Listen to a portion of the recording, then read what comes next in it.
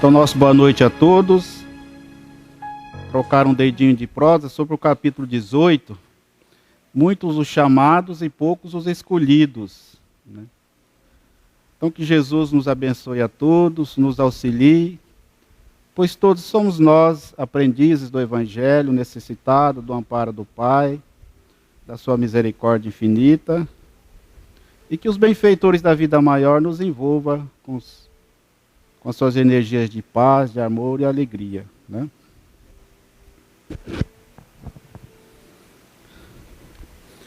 Espiritismo é uma luz gloriosa, divina e forte, que clareia toda a vida e ilumina além da morte. É uma fonte generosa de compreensão compassiva, derramando em toda parte o conforto da água viva. É o templo da caridade em que a virtude oficia, e onde a bênção da bondade é flor de eterna alegria.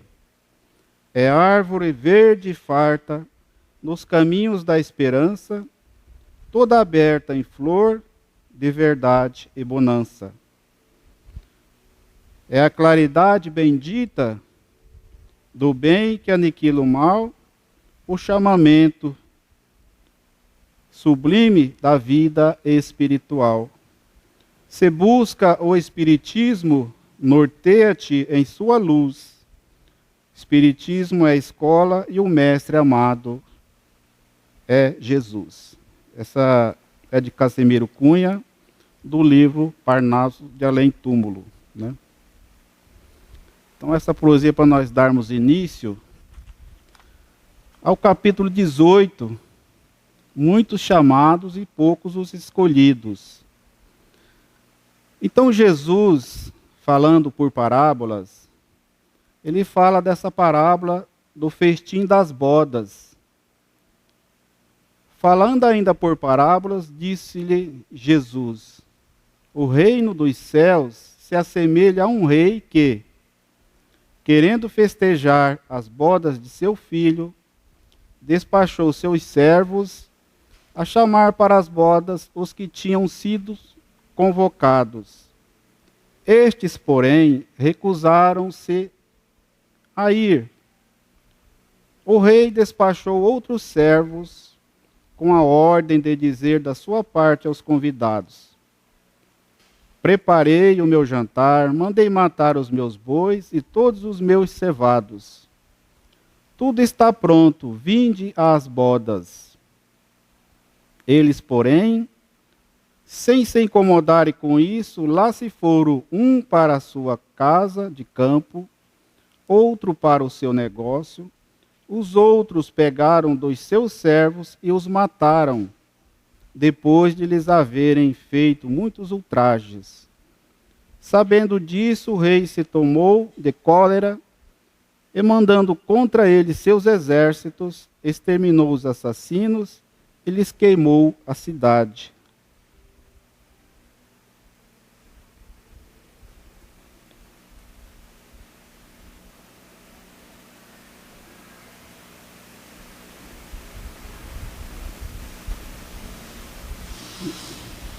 Estou só passando para frente aqui, gente.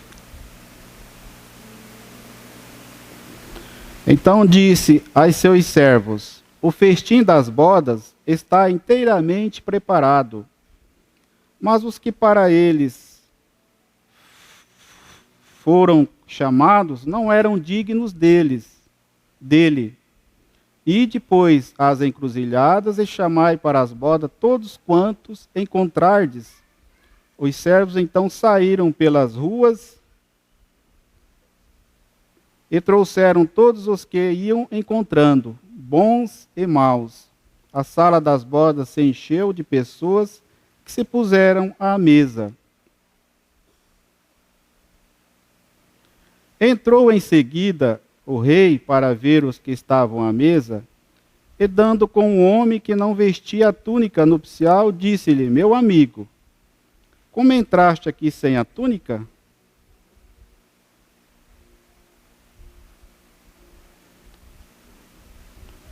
nupcial, O homem guardou silêncio, então disse o rei à sua gente: atai-lhe as mãos e os pés e lançai-o nas trevas exteriores. Aí é que haverá pranto e ranger de dentes.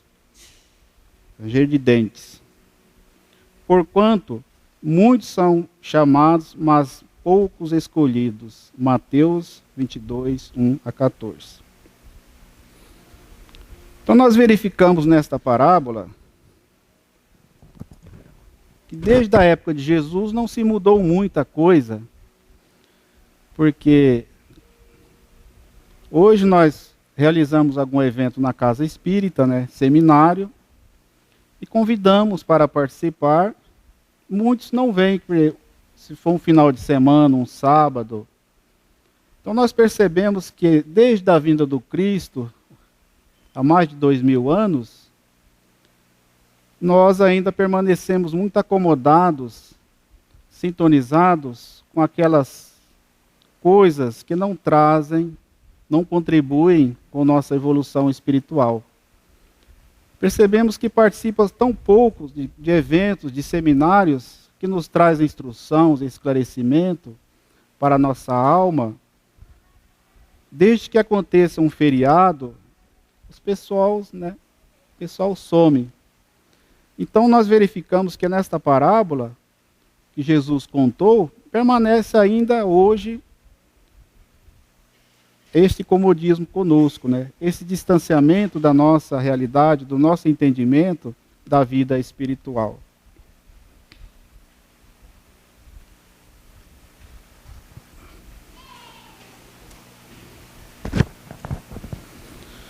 Então, era crença comum aos judeus de então que a nação deles tinha de alcançar supremacia sobre todas as outras. Antes da vinda do Cristo, com exceção dos hebreus, todos os povos eram idólatras e politeístas. Os hebreus foram os primeiros a praticar publicamente o monoteísmo, e a eles que Deus transmite a sua lei, primeiramente por via de Moisés, depois por intermédio de Jesus. Foi daquele pequenino foco que partiu a luz destinada a espargir-se pelo mundo inteiro. A responsabilidade tocava principalmente aos fariseus e saduceus, que sacrificaram a nação por efeito do orgulho e do fanatismo de uns e pela incredulidade dos outros. São, pois, eles, sobretudo, que Jesus identifica nos convidados que recusam comparecer ao festim das bodas. Vendo isso, o Senhor mandou convidar a todos que se fossem encontrados nas encruzilhadas, os bons, os maus. Queria dizer que, de modo que a palavra ia ser pregada a todos os povos, pagãos, idólatras, e estes, acolhendo-a, seriam admitidos ao festim, em lugar dos primeiros convidados. Então nós verificamos que na parábola está falando da túnica, Será que essa túnica é uma roupa? É um vestido longo? É uma calça flare? Ou é uma desses jeans lindos que estão usando todos desfiados, furados?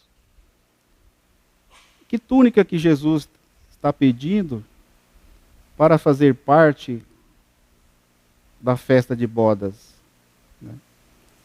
Então Jesus aqui está falando do perispírito. E também está relatando nesta parábola a questão da reencarnação. Quando ele fala atai-lhe e lançai as trevas exteriores, está falando da reencarnação. Então, quando ele se refere à túnica, é quando nós trazemos ainda o nosso perispírito ainda não adequado para fazer parte das festas das bodas. Ele ainda está manchado pelo nosso grau evolutivo. Por isso que os hebreus foram os primeiros convidados, mas eles não quiseram ir. Então Jesus estende o convite a todos. Diz, vai pelas ruas, nas encruzilhadas e tragam todos. Então o convite foi feito a todos nós para participar da festa. Então nós verificamos que está relatando a questão da reencarnação. E quando nós reencarnamos no planeta de provas e expiações, qual é o nosso ainda, onde existe mais o mal do que o bem, quando Jesus relata no capítulo que ele fala que ele não vem destruir a lei, quando Kardec compilou o Evangelho segundo o Espiritismo, lá no capítulo 1 ele fala, eu não venho destruir a lei. Porque nós vamos verificar que o Evangelho traz uma sequência para todos nós de libertação. E vai ao mesmo tempo relatando aquilo que nós precisamos entender da nossa realidade espiritual. Então ele fala, atai-lhe as mãos, mas para onde que ele vai? Jogar ele às trevas exteriores. Aonde que ele vai ser jogado? Então, no Evangelho segundo o Espiritismo, então ele relata no capítulo 1 que ele não veio destruir a lei. Né? E no capítulo 2 ele fala, meu reino não é deste mundo. Que mundo são esses? E no capítulo 3 ele faz, na casa do Pai há muitas moradas. Né? Então, quer dizer que já há um lugar, já há uma direção, quando nós necessitamos evoluir, nós necessitamos crescer, transformar-se. Haverá uma escola para cada um de nós de acordo com o nosso grau evolutivo. E ele vai para o capítulo 4 e relata que quem não nascer de novo não poderá ver o reino de Deus. E quando nós nascemos, reencarnamos num planeta de provas e expiações, temos que passar pelos desafios das dores, do sofrimento, para crescer, que é o capítulo 5 do Evangelho segundo o Espiritismo. Então, nosso planeta é um planeta de provas e expiações, e todos nós que estamos reencarnados aqui, passamos por desafios para o aprendizado, para o crescimento espiritual. E por que que nós estamos aqui, então? Para adquirir essa túnica, para fazer a limpeza do nosso perispírito, para purgar-se, limpar-se através do trabalho, através do exercício do amor, nós vamos nos purificando. Porque a túnica, ela não vai nos ser dada, nós é que temos que construir, nós é que temos que confeccionar essa túnica, através do trabalho no bem. Então nós, nas nossas várias reencarnações, nós malbaratamos as nossas oportunidades, gastamos o nosso tempo, como ele fala na parábola do filho pródigo. Aquele filho pródigo pede ao pai que lhe dê a herança, lhe dê a parte da herança, e o pai lhe dá, respeita seu livre-arbítrio. E ele sai para o mundo e gasta a sua herança, gasta as suas existências, gasta os seus dons, os seus bens espirituais, doado pelo Pai. E quando ele gastou-se todos os seus bens, estava sem nada, não tinha o que comer. Um criador de porcos arruma um trabalho para ele, para cuidar de porcos. E ele chegou ao ponto de se alimentar daquele alimento que era dado aos porcos. Então ele cai em si e pensa, na casa do meu pai, o funcionário mais simples come do bom e do melhor. Tem casa, tem roupa limpa. Então ele pensa, empreende, cai sim, vou voltar para a casa do pai. Então, esse retorno à casa do pai, somos todos nós que estamos retornando da nossa viagem de aprendizado, de limpeza, de adquirirmos a nossa túnica nupcial. Então ele vem com o tempo de encontro à casa do pai, e o pai está de braços abertos para recebê-lo. Quando vê o filho ao longe, e o pai está lá. E na sua chegada o pai lhe dá-lhe o quê? Uma roupa limpa. Dá-lhe uma nova oportunidade, uma nova reencarnação num corpo novo. Dá-lhe sandálias. Prepara-lhe uma festa. Porque aquele filho que estava perdido retornou à casa do pai. Então assim somos nós hoje.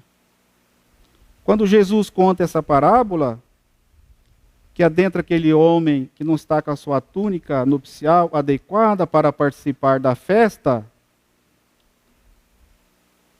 ele necessita da sua evolução, do aprendizado. Mas como que nós vamos adquirir essa túnica? Aonde que nós devemos seguir? Para onde, que caminho que nós devemos seguir? E Jesus fala seguidamente no capítulo que nós devemos entrar pela porta estreita. Porque larga é a porta da perdição. E Emmanuel contribui conosco, nos dando uma referência a respeito da porta. No livro Fonte Viva, ele fala assim, Emmanuel: ante o Cristo libertador, eu sou a porta, Jesus falando. Está em João 10, 7. Segundo os léxicos, a palavra porta designa uma abertura em parede, aos rés do chão ou na base do pavimento, oferecendo entrada e saída. Entretanto, simbolicamente, o mundo está repleto de portas enganadoras. Dão a entrada sem oferecerem saída. Algumas delas são avidamente disputadas pelos homens que, afoitos na conquista de posses efêmeras, não se acautelam contra os perigos que representam. Muitos batem à porta da riqueza amoedada e, depois de acolhidos, acordam encarcerados nos tormentos da usura. Inúmeros forçam a passagem para a ilusão do poder humano e despertam detidos pelas garras do sofrimento. Muitíssimos atravessam o portal dos prazeres terrestres e reconhece-se de um momento para outro nas malhas da aflição e da morte. Muitos varam os umbrais da evidência pública, sequiosos de popularidade e influência, acabando emparedados na masmorra do desespero. O Cristo, porém, é a porta da vida abundante. Com ele submetemo-nos aos desígnios do Pai Celestial. E a nossa diretriz, aceitamos a existência com aprendizado e serviço, em favor do nosso próprio crescimento para a imortalidade. Vê, pois, a que porta recorres na luta cotidiana, porque apenas por intermédio do ensinamento do Cristo alcançarás o caminho da verdadeira libertação. Então Emmanuel nos dá esse toque, a que porta nós estamos caminhando. Porque em todo lugar que nós adentrarmos tem porta.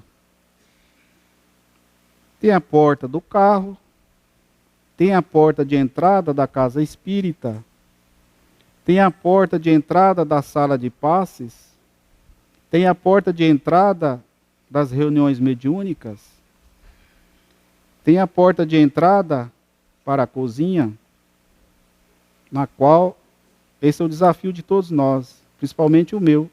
Essa porta que dá direção à cozinha, principalmente no rumo do fogão, né? onde é fabricado os quitutes. Então, há variadas portas. A porta do banheiro. Então, nós precisamos verificar a que porta nós estamos adentrando. É a porta larga ou é a porta estreita que nos conduz ao aprimoramento espiritual? Então, Emmanuel vem falar das portas. Que porta tem entrada, ela oferece entrada e saída. Agora, tem portas que só oferecem entrada. A porta das drogas, dos vícios, do alcoolismo, da corrupção, da maledicência. São portas que só dão entrada, mas elas não oferecem saída para nós. A saída acontecerá através do desafio das dores. Então, esta porta que o Cristo nos oferece é a porta da libertação. A porta que vem nos chamar a atenção para que nós possamos tomar conta de nós, sabermos da nossa realidade espiritual, sabermos de quem nós somos, para onde eu estou caminhando, o que eu estou fazendo aqui e por que eu estou trabalhando numa casa espírita. Eu estou contribuindo com Cristo? Eu estou trabalhando com Jesus? Ou estou trabalhando para mim? Então, mais seguidamente, no mesmo capítulo, ele fala: nem todos que dizem Senhor, Senhor entrarão no reino dos céus. Ah, Senhor, mas eu apliquei 10.000 passes. Senhor, estou batendo na tua porta, mas não lembro de ti, não te conheço. Eu dei 10.000 passes, dei 5.000 cestas, fiz palestra lá no centro, visitei, mas não sei de onde sois.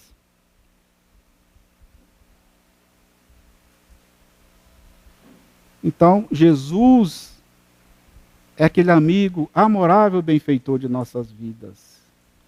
Ele é o médico, ele é o maior modelo para todos nós. Jesus fala assim: aprendei comigo. Ele não está falando para aprender com o pastor, com o padre, com o dirigente espírita. Ele está falando: aprendei comigo, com Jesus. Então, Jesus é o nosso maior modelo. Tudo que nós vamos fazer, nós temos que pensar no mestre. Ele é o nosso mestre, amigo. Então nós temos que tomar conta de nós, das nossas capacidades, das nossas potencialidades que o Pai nos dotou. Então todos nós trazemos instrumentos, dons, valores divinos para ser dedicado, usado, trabalhado na nossa evolução e na evolução do próximo. Porque ele fala assim: vós podeis fazer o que eu faço e muito mais. Vós sois o sal da terra, sois a luz do mundo. Jesus não é mentiroso. E nós hoje, como falou que Jesus iniciou o seu apostolado, a sua doutrina lá com os hebreus, porque eles não eram politeístas, mas acreditavam num Deus único. Mas os fariseus, os saduceus, cultuavam os cultos exteriores. E a maior encrenca do Cristo era com os senhores, que tentavam barrar os ensinamentos de Jesus de libertação. Então nós trazemos em nós, pois somos a herança divina, sois a imagem e semelhança de Deus. Então nós trazemos em nós todas essas potencialidades do Cristo. Porque na pergunta 115 do Livro dos Espíritos, ele fala que nós fomos criados simples e ignorantes, mas nós já fomos criados com todo o potencial, mas nós devemos potencializar a nossa luz. Usar o nosso livre-arbítrio para que essa luz se potencialize no exercício do amor, do crescimento. E nós somos seres gregários que só vamos crescer na vida de relação uns com os outros. Porque quando nós plantamos uma planta que ela não recebe a luz do sol, ela vai crescer uma planta frágil, fina, amarela. Então nós somos aquelas plantas divinas, jardins do Cristo, que deve ser cuidado com muito amor.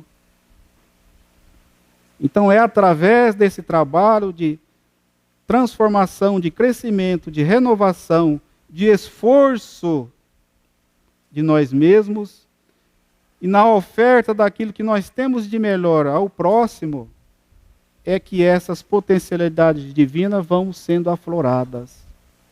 Elas vão saindo. E nós vamos adquirindo na nossa túnica nupcial, para que nós possamos participar da festa de boda do Cristo. Então, nós precisamos acreditar. Eu estou servindo a Deus, estou servindo a Mamon, ou estou servindo a Deus? A quem eu sirvo na vida? Né? Então nós precisamos acreditar em nós, sabermos que nós somos capazes. Não acreditar que eu não sirvo para nada, eu não dou conta. Não. Acordar-se, hoje um novo dia, novas oportunidades. Eu sou filho de Deus, filho do dono do mundo, criado com tudo de bom, para realizar-se no bem. Porque Deus vai ajudar o homem através do próprio homem. Né? Então nós precisamos desenvolver essas essências divinas. E Emmanuel continua no livro Espírito da Verdade.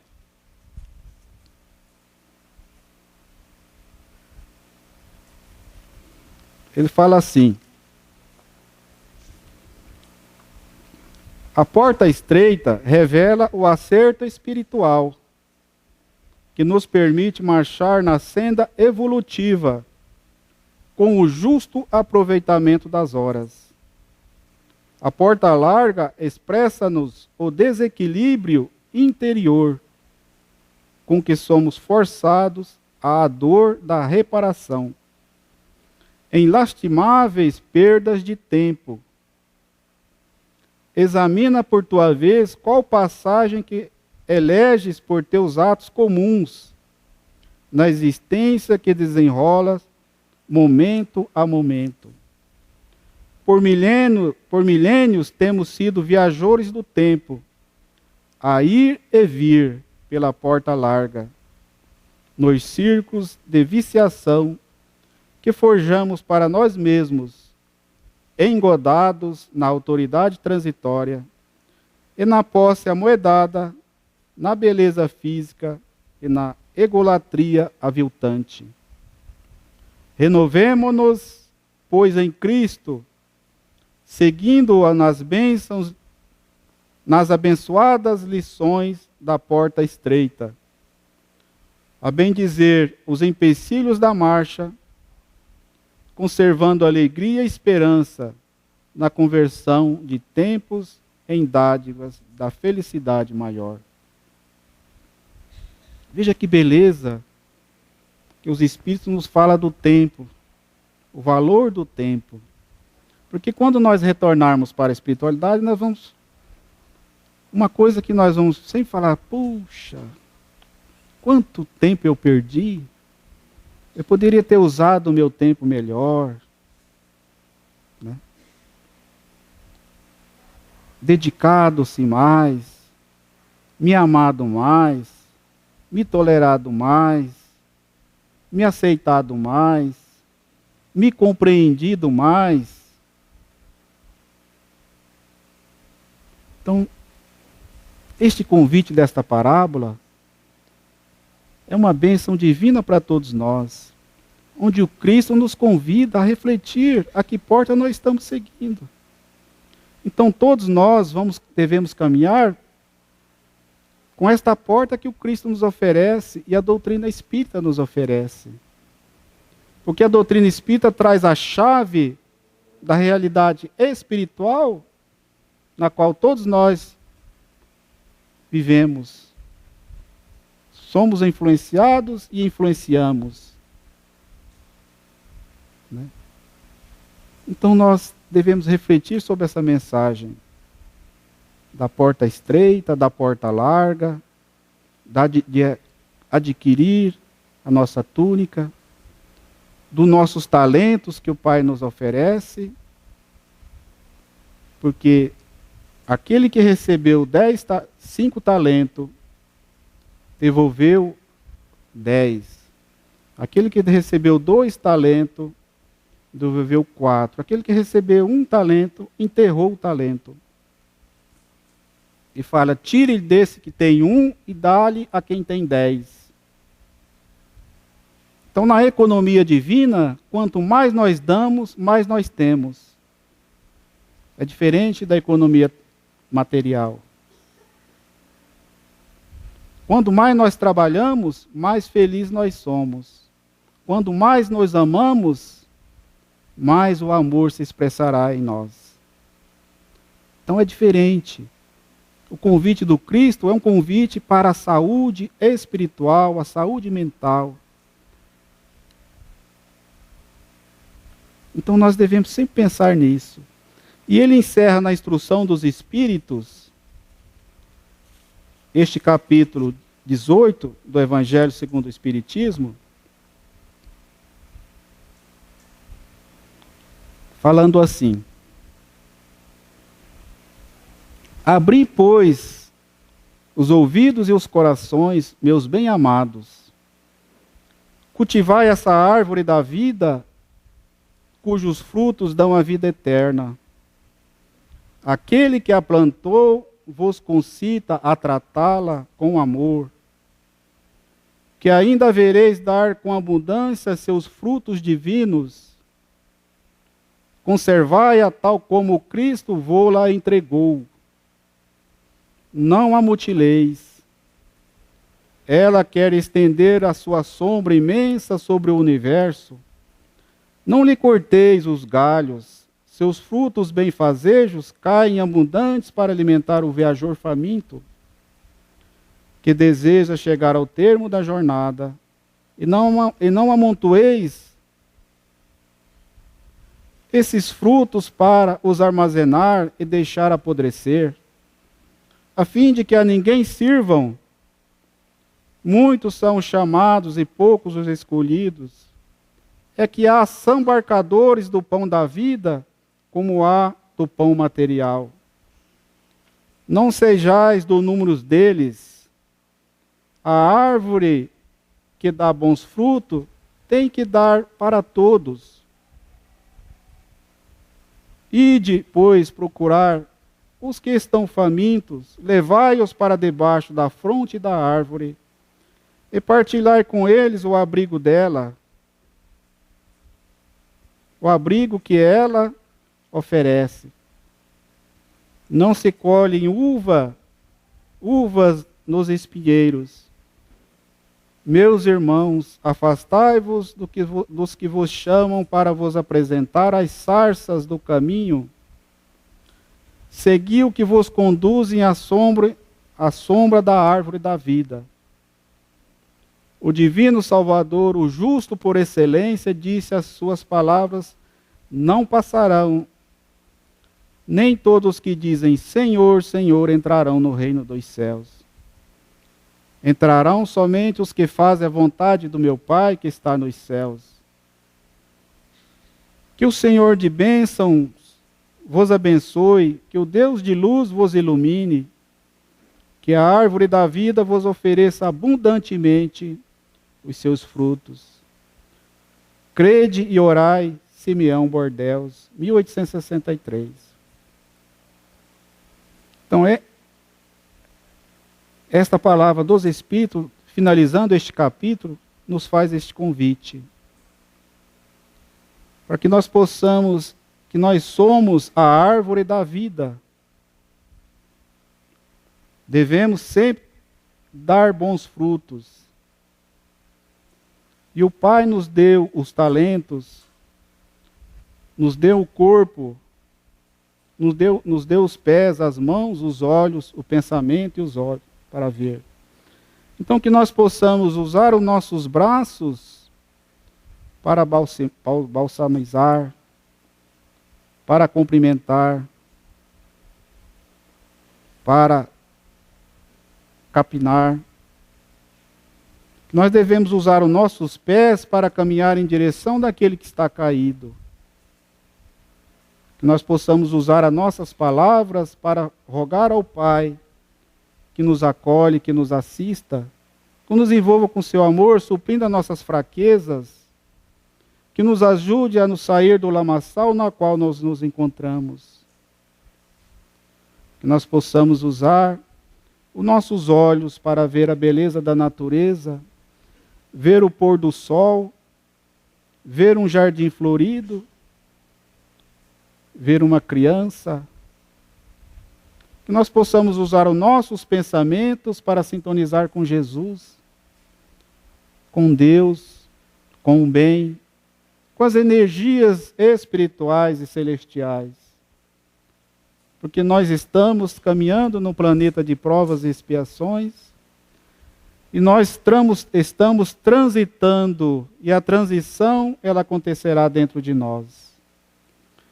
Que nós, essa transição do reino que trazemos em nós, possa ser uma transição pacífica, porque os mansos e pacíficos herdarão a terra.